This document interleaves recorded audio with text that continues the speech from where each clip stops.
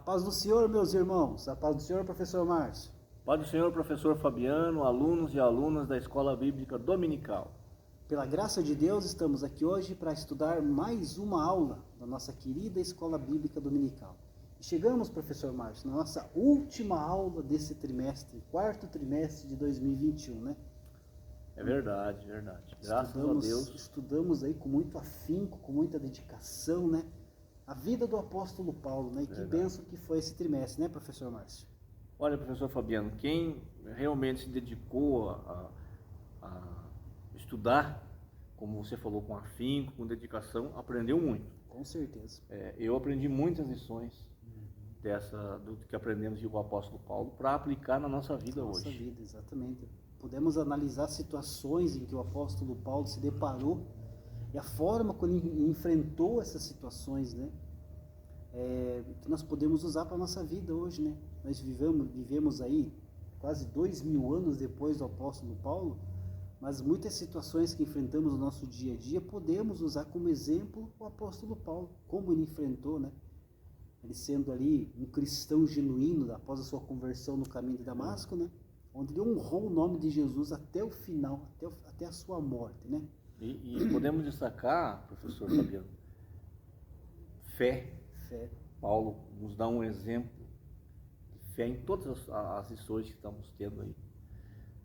Convicção e esperança. A sua dedicação na obra, né? Convicção. Ele sabia quem era Jesus. Com certeza. E a sua esperança de que tudo que ele estava fazendo não era em vão. Não era em vão, com certeza. Quantos ensinamentos tiramos para a nossa vida nesse trimestre tão abençoado, onde estudamos a respeito do apóstolo Paulo, né? E para nós fechar esse quarto trimestre de 2021, né? A lição de número 13, que tem por data aí 26 de dezembro de 2021, tem como título A Gloriosa Esperança do Apóstolo, né? Então chegamos aí à última aula do trimestre, onde estudamos aí vários aspectos da vida do apóstolo Paulo, né? Como nós já destacamos. E hoje vamos aí analisar, na nossa lição, o ânimo do apóstolo Paulo perante a morte, né? Que nós começamos a estudar na lição passada, e um pouco também a respeito aí da escatologia do apóstolo Paulo, né? O apóstolo Paulo dá um estudo ali magnífico, maravilhoso, né? Nas suas cartas à igreja de Tessalônica, a respeito da segunda vinda de Cristo, né? Exatamente. Do arrebatamento da igreja, a ressurreição dos mortos. Então, aí um ensino escatológico maravilhoso, que serve, né, professor Márcio, como base aí das doutrinas da Assembleia de Deus. Exatamente. Os ensinos de Paulo. Exatamente. É a nossa também gloriosa esperança. Exato. É a vinda de Jesus Cristo para arrebatar-nos dessa terra. É o que nos alimenta, né? O que nos conforta. Os dias tão difíceis que passamos, né? Tantas injustiças no mundo. A gente vê aí o mal prevalecendo em muitas famílias, né? Famílias sendo destruídas. Então nós temos essa esperança gloriosa, né? Que Jesus vai voltar, que Jesus está voltando. E tudo aquilo que Jesus falou que ia acontecer antes da sua vinda, está acontecendo, né? Está acontecendo. O que prova que a convicção que Paulo tinha, que nós temos, que Cristo voltará mesmo. Voltará, tudo que ele falou que ia acontecer, os sinais, as estações, os tempos, estão aí, mostrando isso. Com certeza. O texto áureo da lição de hoje, meus queridos, se encontra lá em 1 Tessalonicenses, capítulo 5, versículo 8, que diz assim: Mas nós, que somos do dia, sejamos sóbrios, vestindo-nos da couraça da fé e do amor, e tendo por capacete a esperança da salvação. Aqui nós vemos o apóstolo Paulo falando aos nossos irmãos lá de Tessalônica, né? Falando aqui que nós somos do dia, né? Isso aí, a Bíblia mostra, né? Sobre a luz, sobre a escuridão, sobre quem é de dia, quem é da noite aqui. Somos do dia por quê? Porque nós somos servos de Cristo, né? Nós somos aí cristãos, né? Que somos a luz do mundo. Estamos aqui para espantar a escuridão, né, professor Márcio? Veja, professor Fabiano, que interessante que esse versículo fala da conduta do cristão, do crente nessa terra. E Paulo está fazendo essa comparação, ele fala do dia aqui, por quê? Porque ele está dizendo que nós temos que ser transparentes. Não temos que ter nada escondido. Né? E aonde que se esconde as coisas? À noite. À noite, na escuridão. A escuridão que era um cometido, e ainda é até hoje, que é cometido as coisas que têm que ser escondidas. Então Paulo está dizendo, sejam como do dia, ou seja, você tem que ter uma vida limpa, uma vida transparente perante Deus, perante a sociedade. Não dá para ter, para participar de associações secretas e servir a Cristo ao mesmo tempo. Tem como, né? Não dá. Tem como. Então é isso que Paulo está dizendo, nós temos que ser como do dia, onde a luz está brilhando aí, o sol está brilhando e a gente vê tudo. Com certeza. E aquele, nós já estudamos em outras lições, né? E aqui nesse versículo Paulo também destaca, né? O alicerce do cristão, né? Exato. 3 pontos, que é a fé, que é o amor e que é a esperança, né? Que é o tripé que sustenta o cristão, que mantém o cristão de pé nesses dias que passamos. Se um desses pontos, a fé, ou o amor, ou a esperança, estiver meio fraco, vai ser mais complicado, né? O cristão caminhar aí conforme os mandamentos de Cristo. Porque um ponto aqui, a fé, o amor e a esperança, um vai sustentando o outro, um vai ajudando o outro na caminhada cristã, né? E a esperança é justamente sobre a lição de hoje. A esperança da volta de Cristo. A esperança de que, assim como Cristo ressuscitou, né? Assim nós morremos hoje, iremos ressuscitar naquele grande dia, né? A volta de Jesus que irá arrebatar a sua igreja. A verdade prática destaca que a esperança gloriosa da volta de Jesus traz sobriedade para as nossas vidas e disposição para exercer a fé e o amor em esperança, né? Então, apesar, né, professor Márcio, de todo o sofrimento, né, e de todas as dificuldades, né, que nós enfrentamos nos nossos dias, né, no momento que vivemos aí, essa esperança gloriosa que Jesus vai voltar a buscar a sua igreja que nos mantém em pé, que nos sustenta todos os dias, né, professor Márcio? Exatamente. E é interessante, professor Fabiano, que essa esperança, ela não está alicerçada ou baseada em coisas externas, coisas de fora, mas é exatamente interna, é de dentro. É o Espírito Santo que gera essa esperança na vida do crente. Exatamente. Porque, analise bem, se for olhar pelas coisas que estão acontecendo no mundo externo, que esperança nós temos? Nenhuma. Ninguém tem esperança. Nem o mais endinheirado vai ter esperança. Então a nossa esperança, ela vem de dentro. É algo sobrenatural, é gerado pelo Espírito Santo. Veja que você nunca foi no céu. Eu acho que não foi, né? Eu também nunca fui. E como é que a gente tem saudade do céu? Como é que a gente imagina, a gente quer morar no céu?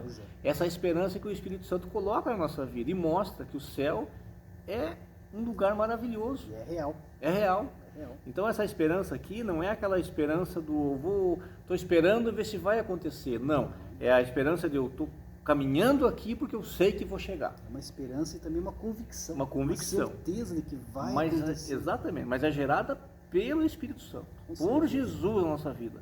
Não depende de coisas que aquela esperança do pai, que o filho nasce, vai crescer, vai se formar. Não. A esperança nossa aqui, ela vem de dentro. É uma esperança que, é como o professor falou, nos momentos mais difíceis, ela mais se afirma. É a hora que a gente tem mais alegria. Mas essa alegria não é humana. Essa alegria é do Senhor. Exatamente. Vem de dentro mesmo, né? E o apóstolo Paulo sabia, ele fez de tudo para passar isso, né, para as pessoas da sua época e para nós hoje, dizendo, olha, vale a pena lutar até o fim, porque a esperança é gloriosa. Vale a pena sofrer, né? Exato, vale a pena sofrer. Nenhum sofrimento é em vão, né? Nada é em vão quando se faz para Jesus. Exatamente. Nada é desperdício quando se faz para Jesus, né? Nada. Então nós estamos trabalhando na obra do Senhor, então todo o seu trabalho aqui na obra do Senhor, dentro da igreja, não vai ser em vão, pode ter certeza.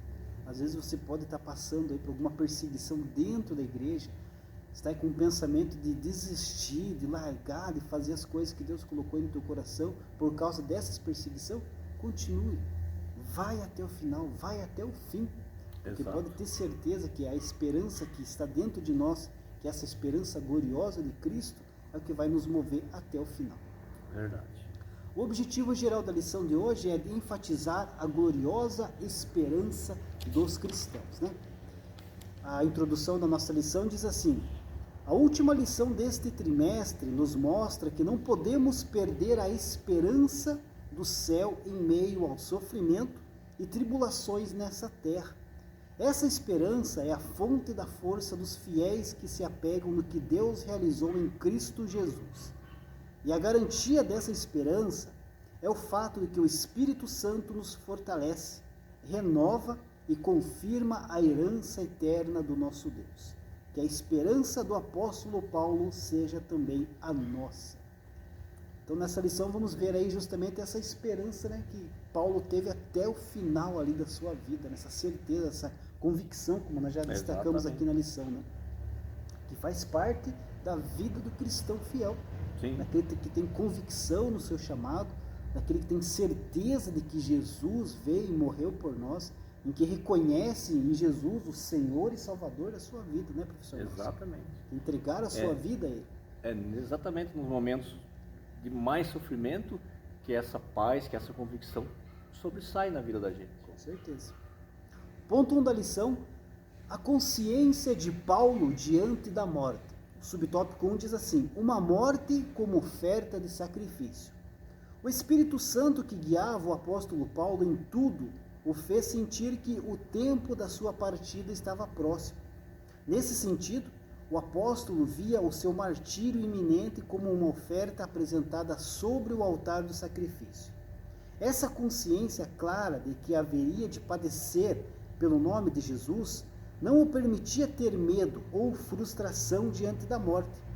É preciso ter a consciência de que, se não encontrarmos o Senhor por meio do arrebatamento da igreja, o encontraremos por meio da morte. Por intermédio do Espírito, nos preparemos para este tempo em esperança. Então nós vemos que Paulo, né, chegou aí ao final da sua jornada, ao final da sua carreira, né? E ele ali estava convicto, né, de que o tempo da sua morte já havia chegado, né, professor? Exato. É interessante que nós já estudamos uma outra lição que ele não tinha medo da morte. Tinha medo. Ele não tinha sua vida por preciosa, contanto que cumprisse aquilo que Deus colocou na sua vida. Mas também é importante lembrar aqui, professor Fabiano, que ele não procurou a morte. Não. Ele não tentou contra a sua vida. Ele tinha certeza que ele ia morrer, mas que ele estava já certo para onde ele ia. Ele sabia para onde ia. Com certeza. Ele chega a dizer em uma de suas cartas, ele chega a dizer assim: a minha vontade era estar com Cristo, mas se eu na terra puder ser mais útil, eu quero ficar. Verdade. Então ele estava entre o noivo e a noiva, porque a igreja é a noiva, né? Ele queria estar com o noivo, mas também queria cuidar da noiva. Que precisa ajudar. Então ele tinha essa consciência, mas ele não fez nada para acelerar essa morte. Não, ele dizia que a sua vida não era preciosa, no sentido de que ele não tinha aquele apego. Porque tem muita gente, professor Fabiano, crente que tem medo de morrer. Esse dia eu conversava com um e falei na morte, ele bateu 3 vezes numa madeira lá de medo de morrer. Mas infelizmente ele vai morrer, não adianta. Verdade. Então nós não podemos ter esse medo, nós temos que ter a certeza da vida eterna. Exatamente. Isso. Não estamos procurando a morte, mas se ela chegar, porque vai chegar um dia, nós sabemos qual será o destino da nossa alma. Onde passaremos a eternidade. Verdade. É isso que nós temos que ter uma certeza. Exato. E quando nós olhamos aqui para a vida do apóstolo Paulo, né, nesse momento final da sua vida, né, ele estava preso em Roma. Exato. Estava preso, carcerado, né? E a prisão ali era uma prisão solitária mesmo, ele estava sozinho. Essa prisão era diferente da primeira que ele teve em Roma. Essa prisão aqui já era na época do Nero, do terrível imperador Nero. Então essa prisão era num lugar subhumano. Diz que a única saída que tinha era por cima, totalmente fechado. E em lugar terrível, que não tinha condição de um ser humano estar ali. Exatamente. E de lá ele está escrevendo. Dizendo para Timóteo, vai firme. Olha que postura admirável do apóstolo Paulo, professor Márcio. Preso, ele já estava ali com a sua sentença decretada já, porque ele sabia que a qualquer momento iam chamar ele para apresentar ele até a morte, né? Mas mesmo assim, ele teve essa postura admirável. Por quê? Porque ele não estava desesperado. Não. Ele não estava desanimado. Ele não estava ali desesperançoso. Ele continuava firme nas suas convicções, tanto que ele escreve ali essa carta aí a Timóteo, né, como muitos aí, a sua segunda carta, né, que é como se fosse a carta de despedida, né, do apóstolo Paulo ali, que dá várias instruções para Timóteo, né, e muito pelo contrário, né, ele não estava ali em nenhum momento desesperado. Não. As suas palavras escritas revelam isso daí. Ele estava aconselhando Timóteo. Estava dizendo, Timóteo, vale a pena, continue, seja fiel. Com certeza. Porque eu estou indo, mas eu já venci, a minha parte já foi. Ele tinha consciência disso. Eu fiz o que cabia para ele fazer, eu fiz. Veja que ele não lamenta em nenhum ponto da carta, dizendo, precisou isso, não. Ele diz, olha, combati o bom combate, que nós vamos ver agora, né? O próximo ponto. Com certeza. Uma coisa mais certa na nossa vida, né, professor Márcio, é que a morte é um compromisso inescapável. Exato. A não ser aqueles, né, que no dia do arrebatamento da igreja serão arrebatados vivos. Exato. Do contrário, todos nós teremos um encontro com a morte, né? Sim. Isso é certeza. Mas só que nós não sabemos o dia, nem a hora, nem quando vai se dar esse encontro com a morte, podemos dizer assim, ou então quando Jesus vai voltar para arrebatar a igreja. Então nós não devemos ficar pensando nisso todo momento. Está chegando a minha morte, estou ficando mais velho, começo a ficar preocupado. Não, nós temos que viver o momento. Exato. O momento é servir a Cristo, assim como Paulo fez em todos os momentos da sua vida. Então nós precisamos estar preparados, sim. Nós temos que ter essa consciência de que um dia a morte vai chegar. É um chamado, professor. É alguém que vai chamar. É. E quando chamar o meu nome, o seu nome, nós temos que dizer, estou aqui, estou pronto, pode levar. Exatamente. Agora, você imagina se soubesse, professor Márcio, semana que vem, na quarta-feira, será o dia da sua morte. É a sua última semana de vida, está decretado. Pois é. Então, quantas pessoas, né? Quantas pessoas aí não fariam coisas diferentes, né? Nessa última semana de vida. Talvez iam pedir perdão ali para alguém. Né? Exatamente. Porque passou a vida toda aí fazendo coisas erradas, né? Mas do contrário disso, nós não sabemos o dia da nossa morte, não sabemos quando vai ser. Por isso, vamos voltar lá no nosso texto lá. Nós temos que andar como de dia, transparência. Exato. Não perfeito. Perfeição não temos, nós vamos alcançar depois. Com certeza. Com o corpo glorificado. Mas falou muito bem, professor. Tem pessoas que não falam com um parente, com um amigo, não sei, por umas questões ou outra, por alguma... E deixa isso passar. É verdade. Vai passando.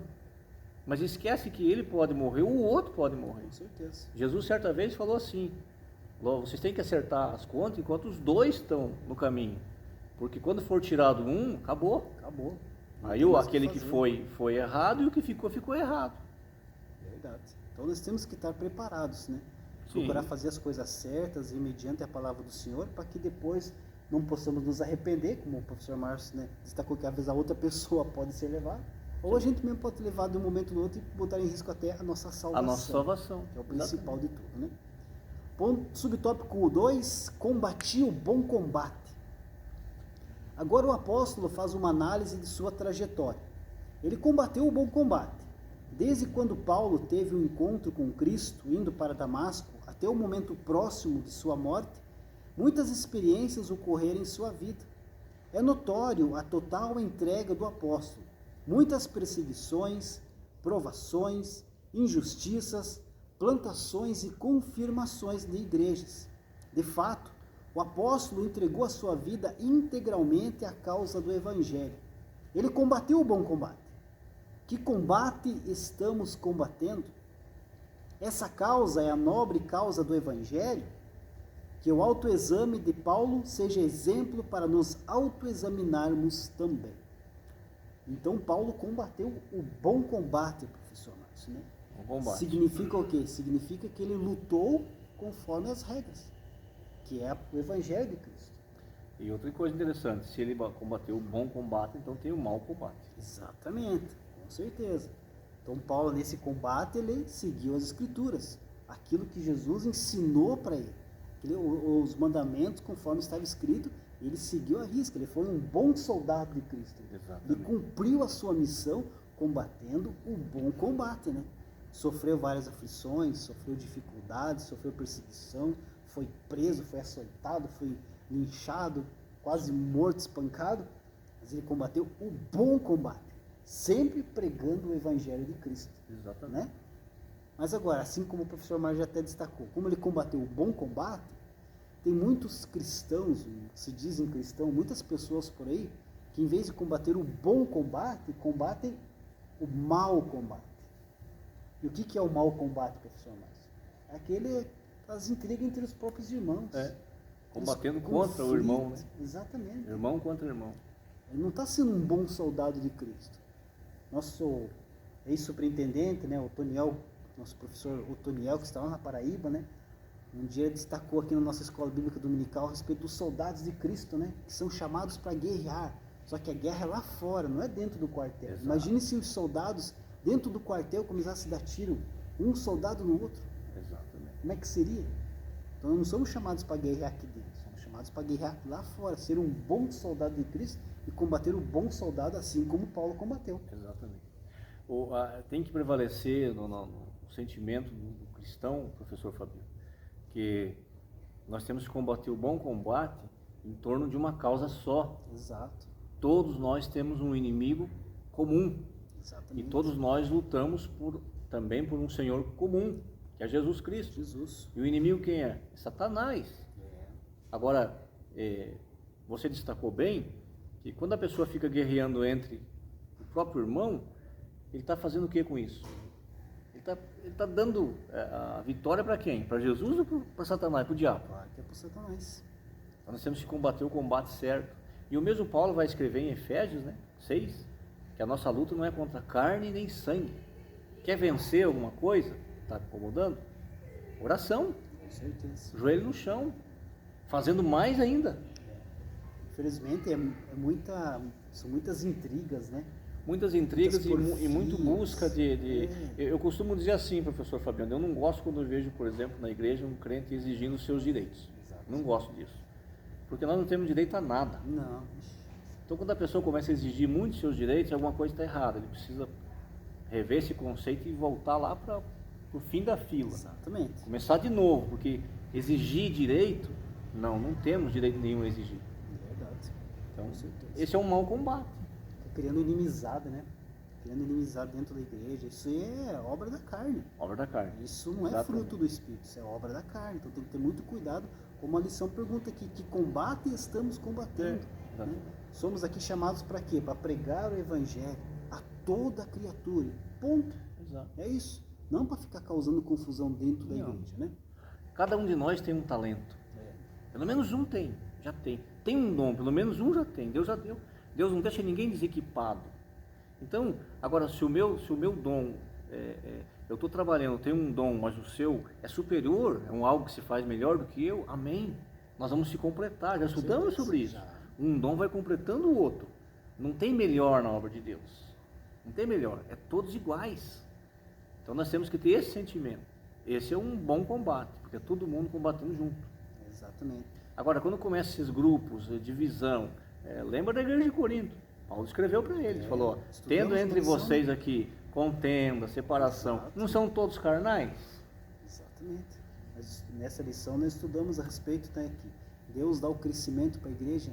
Paulo ali mostra que ele não era ali, que ele e Apolo eram cooperadores de Cristo. Cooperadores. Eles não eram competidores entre si, não estavam competindo nada dentro da igreja. Eles eram cooperadores. Mesmo Paulo ali sendo reconhecido, né, como plantador de igreja, sendo mais, ele não se colocou maior do que Apolo, ele se colocou no mesmo nível de Apolo.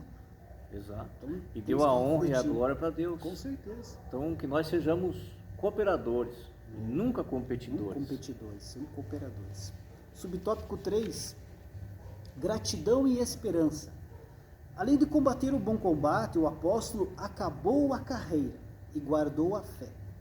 Mais importante do que começar é a forma como terminamos a carreira. O apóstolo tinha consciência da carreira que percorreu e da fé que guardou. Durante os anos de ministério, sua fé permaneceu pujante e robusta, o que lhe permitiu olhar para a sua circunstância com atitude serena.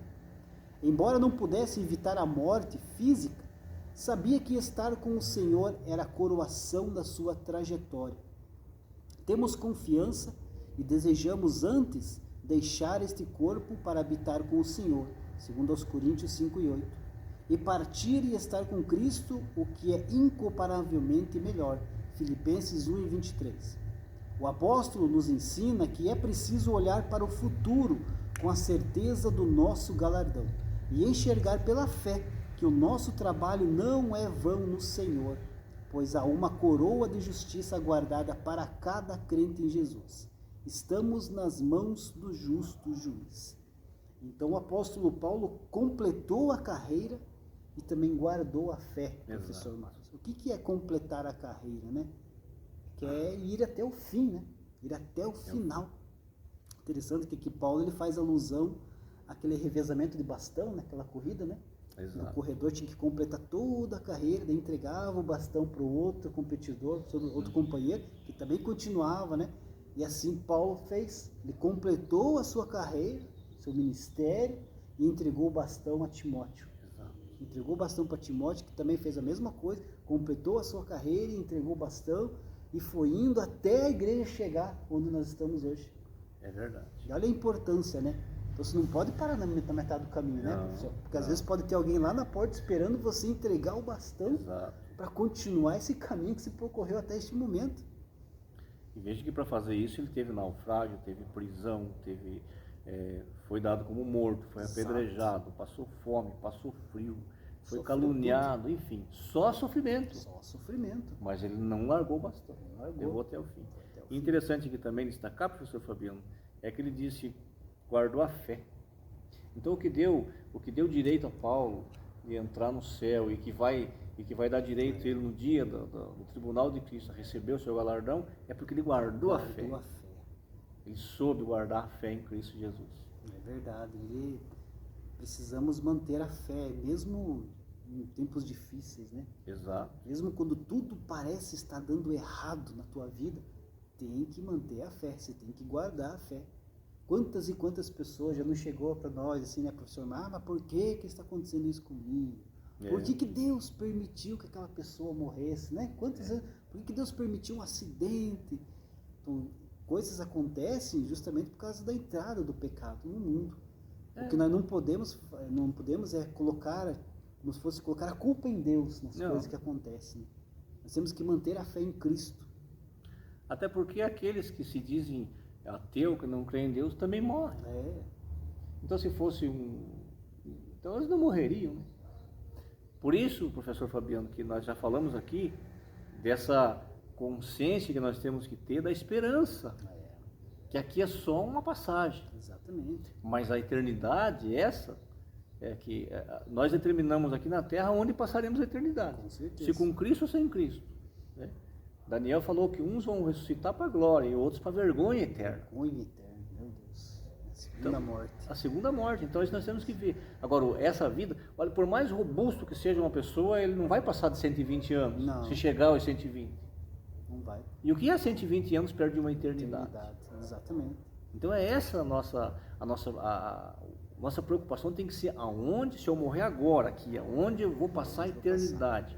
A minha alma, o meu espírito e o meu corpo. Vai passar aonde essa eternidade? E uma coisa nós podemos falar, né, professor Márcio? Baseado aqui nas Escrituras, naquilo que Jesus falou, o que ia acontecer nos últimos dias. A situação, as coisas não vão melhorar. Não. Os dias tendem a ficar cada vez mais difíceis. A Exatamente. situação vai piorar cada vez mais.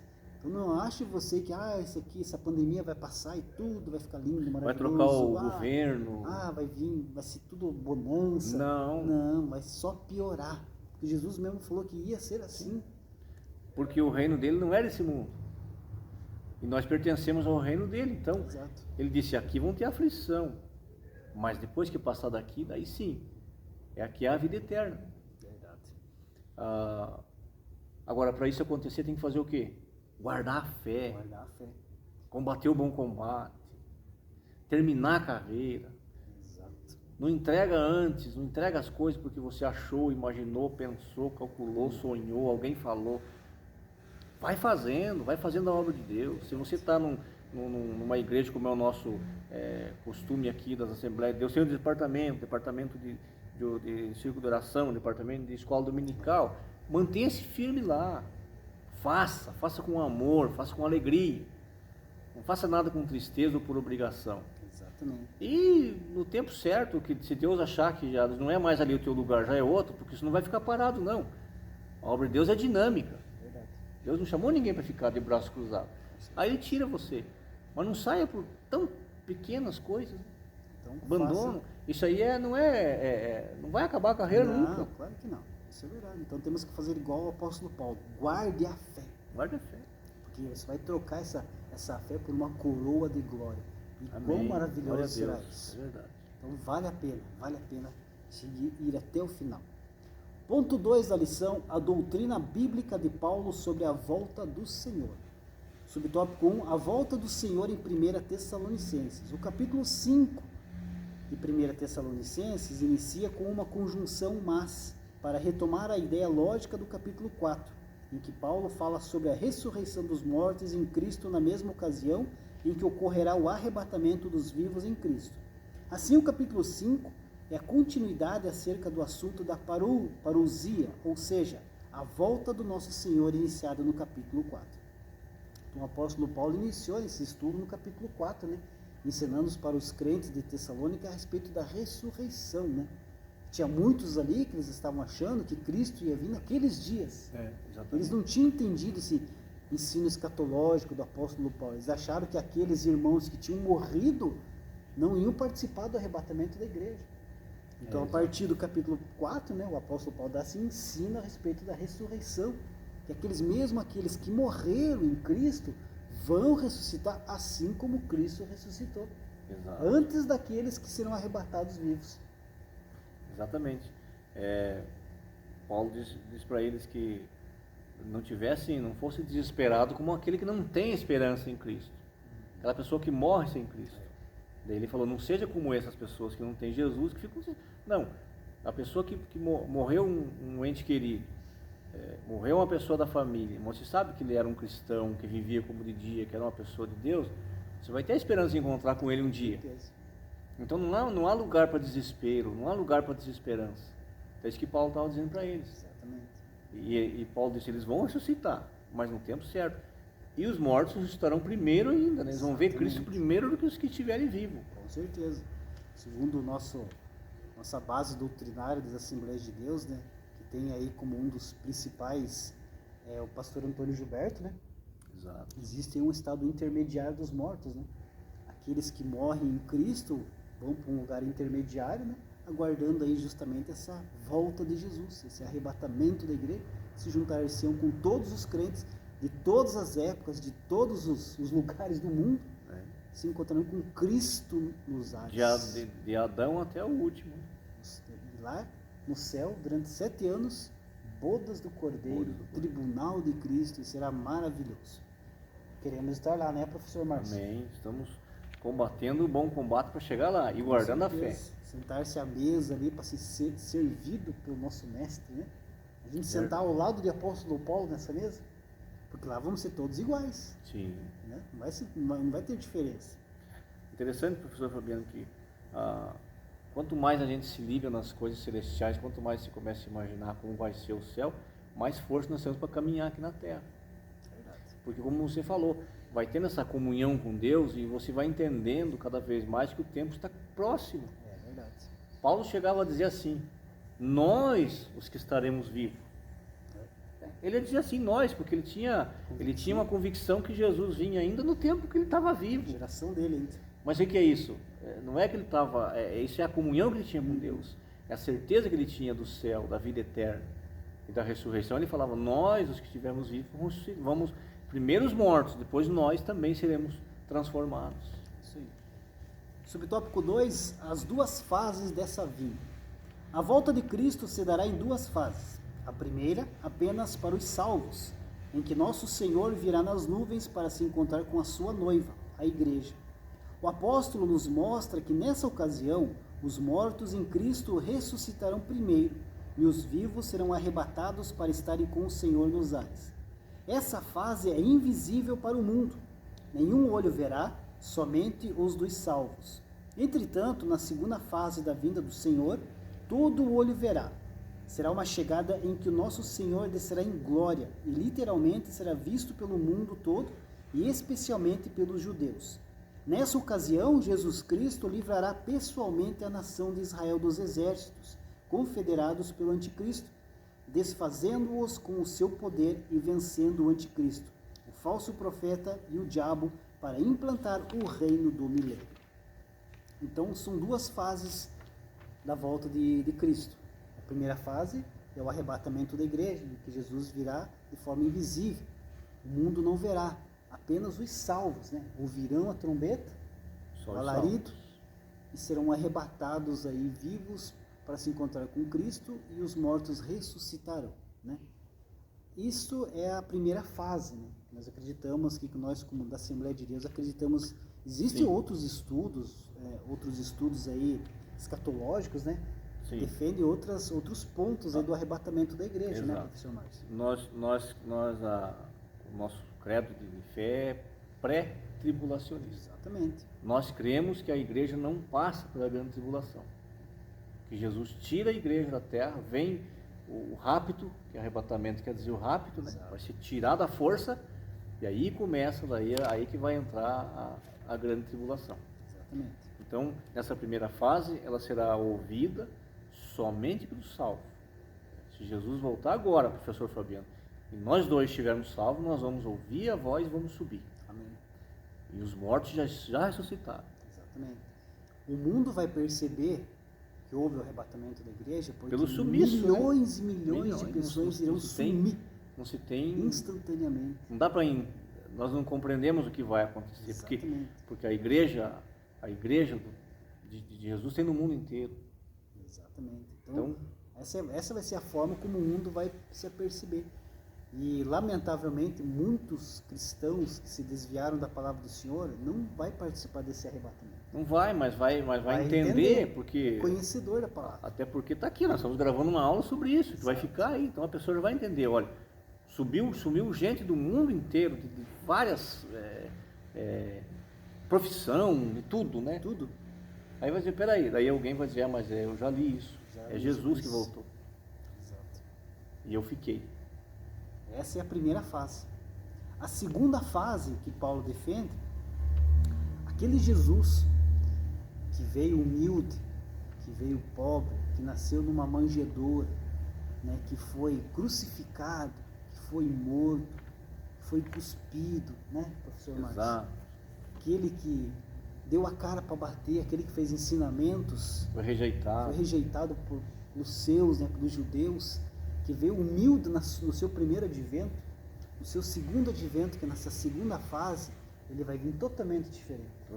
Senhor dos senhores, Rei dos reis, montado sobre um cavalo, vai vir com sua igreja galardoada, gloriosa, aparecerá no céu justamente para livrar o povo de Israel da extinção. Exato. Que será no final da grande tribulação, após 7 anos da grande tribulação, né, professor Márcio? Israel vai estar sendo cercado por muitas nações, muita gente lá para acabar, para exterminar os judeus, como já tentaram fazer isso várias vezes, né? Exatamente.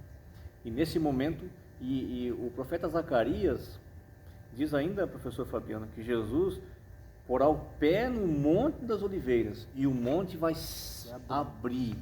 E quando o monte fender, que abrir, o povo de Israel vai fugir para um vale que tem atrás do monte.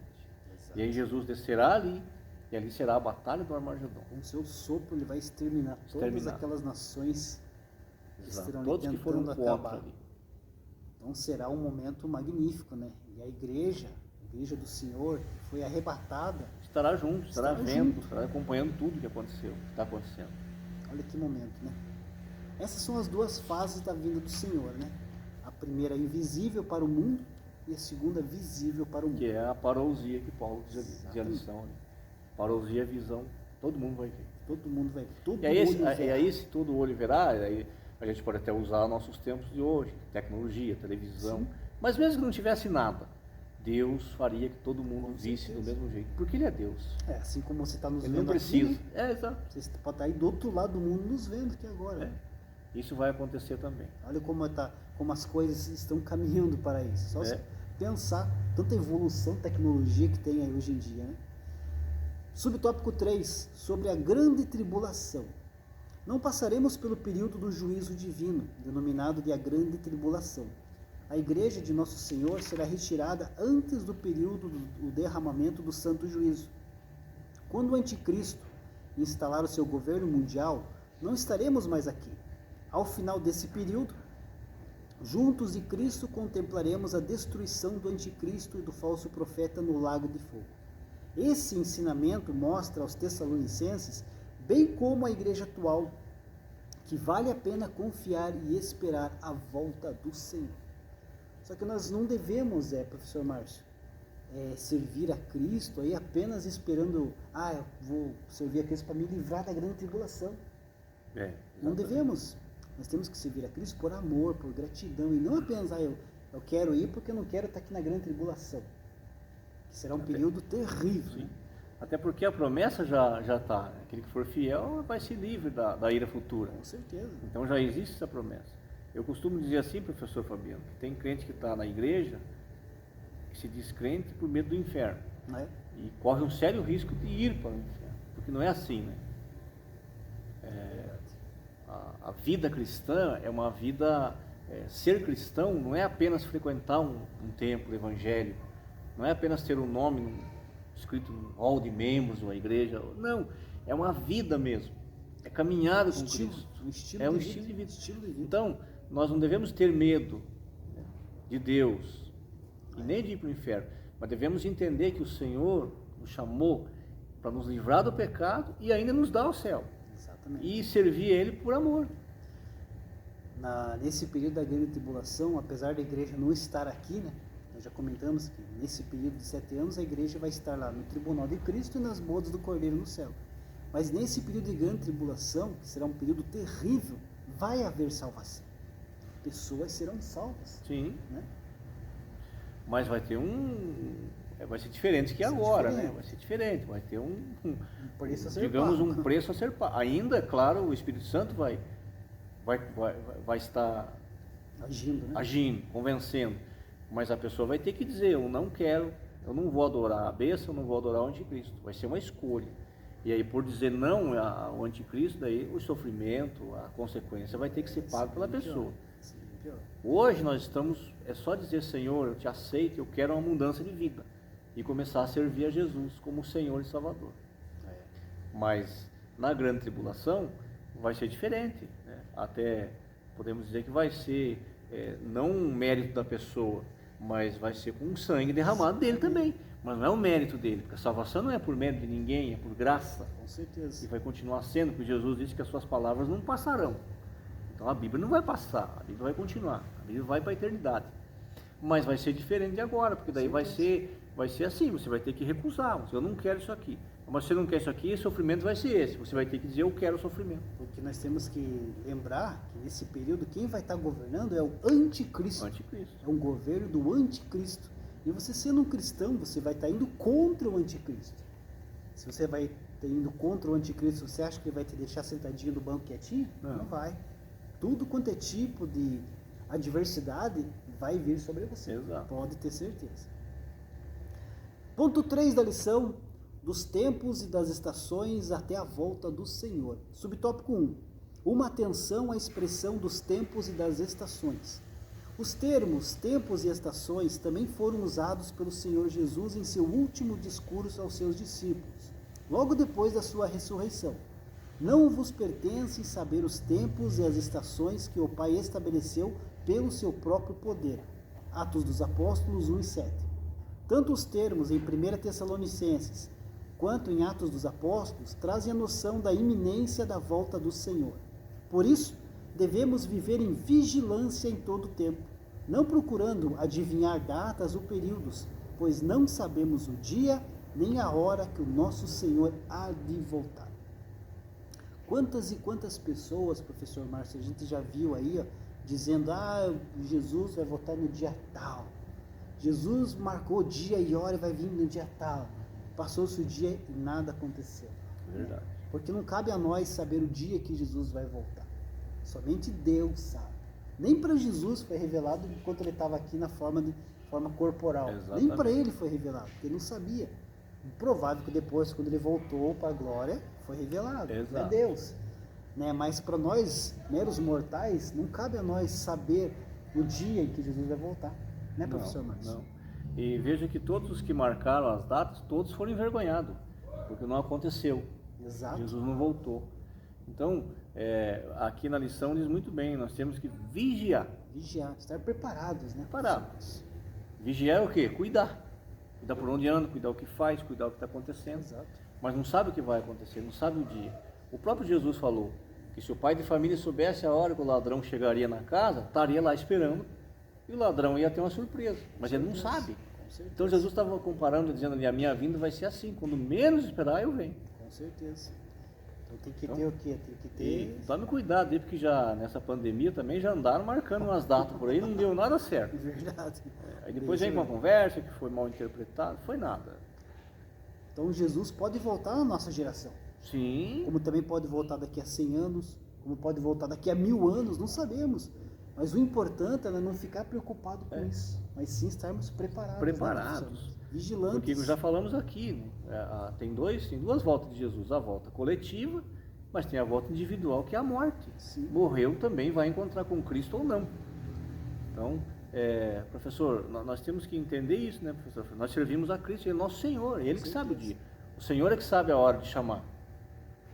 Tem um salmo que diz assim, que Deus, quando ainda antes de sermos conhecidos, ainda informe, os ossos, tudo, já havia um livro lá e todos os dias da nossa vida escrito nesse livro. Então, antes de nascer, o Senhor já sabe, você vai até 2000 e tanto, está aqui, você vai até tanto. Então, não é essa a nossa preocupação. Nossa preocupação tem que ser, eu tenho que estar pronto para quando o Senhor me chamar, preparado, eu estar com Ele. Na E parábola, não vá atrás desse negócio. Agora, eu estava vendo desse jeito, já tem uns profetas do caos aí, dizendo que o Natal vai ser de tristeza, de choradeira. Bom, primeiro que Natal e Cristo não tem nada, não confundam as coisas. Agora já tem uma pessoa dizendo, mas vai ser muita tristeza, isso aí é conversa que não é isso. Professor, do caos, né? Lê a Bíblia, estude a Bíblia, sirva com Jesus, vai haver choro em qualquer época da vida, tristeza. Nós estamos nesse mundo, estamos sujeitos a tudo. Salomão escreve em Eclesiastes que que as coisas boas acontecem com quem crê em Deus, mas também acontece com quem não crê. As coisas ruins também acontecem com quem não crê e acontecem com quem crê. Verdade. Então não caia nessas conversas não. Verdade. Temos que estar vigilantes e preparados. Um dia, ninguém sabe. Subtópico 2.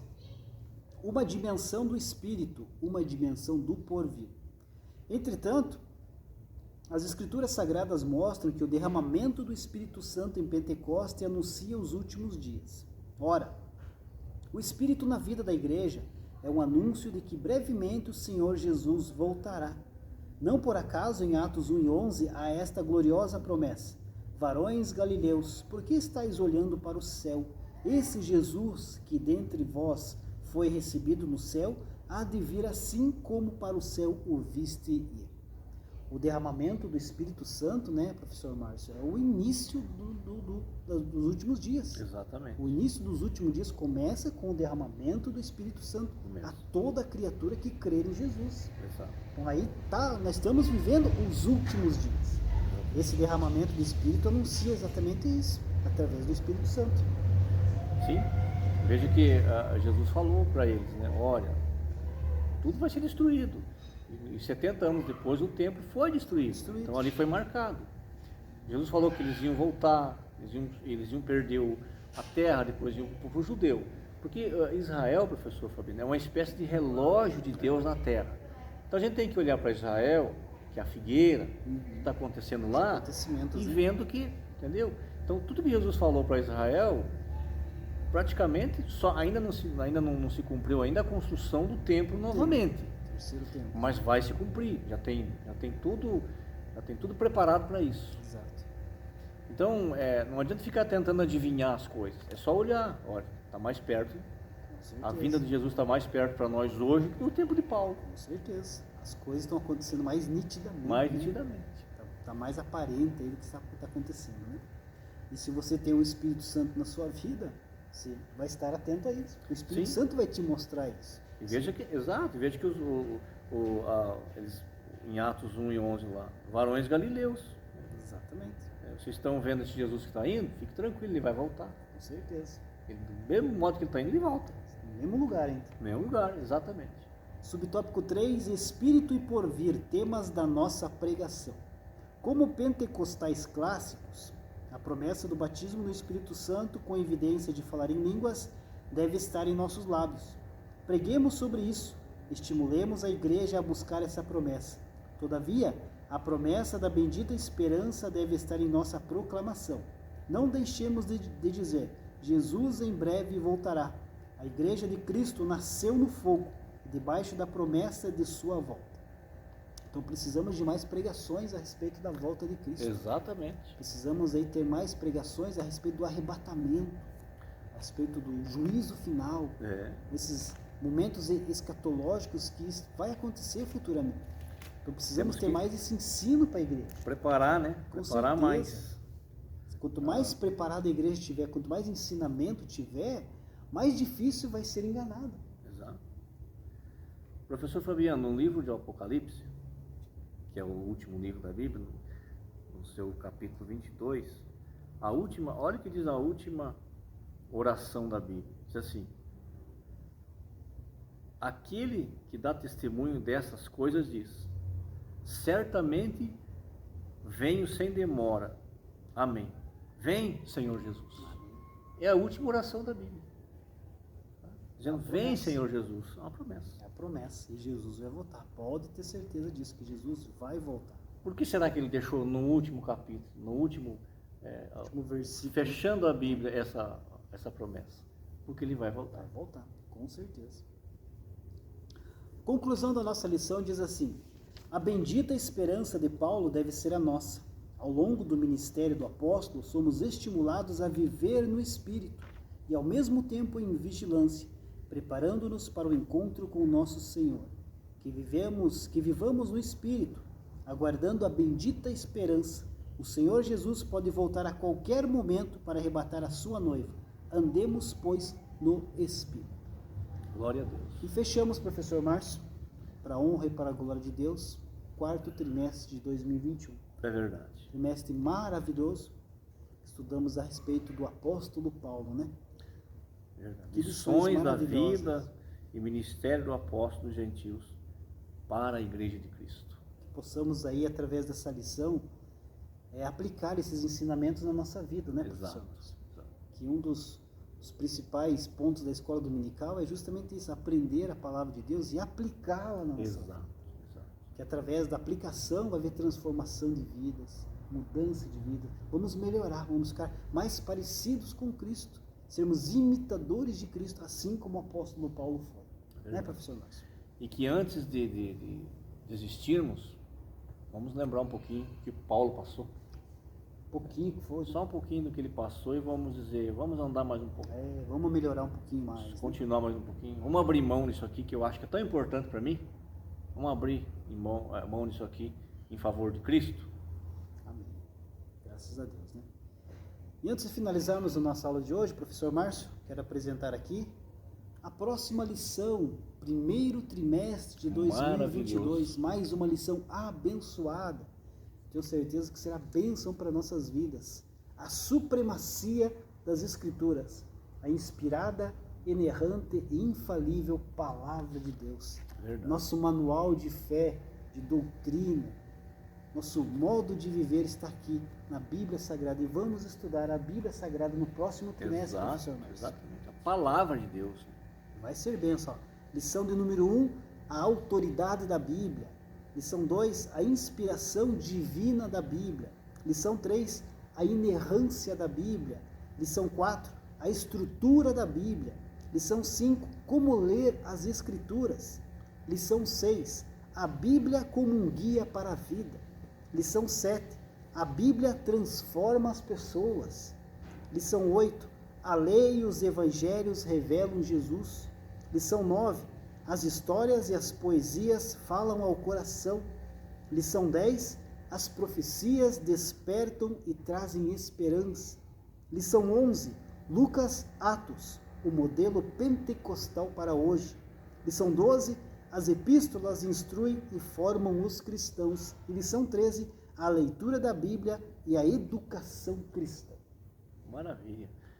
E tudo isso, professor Fabiano, à disposição em uma das nossas igrejas, domingo de manhã, na Escola Bíblica Dominical, que eu sempre digo e repito, é a maior escola teológica aberta do mundo. Por que aberta? Porque desde a criança até o ancião, todos têm acesso à palavra de Deus. Amém. Deus abençoe. Deus abençoe. Até o próximo trimestre.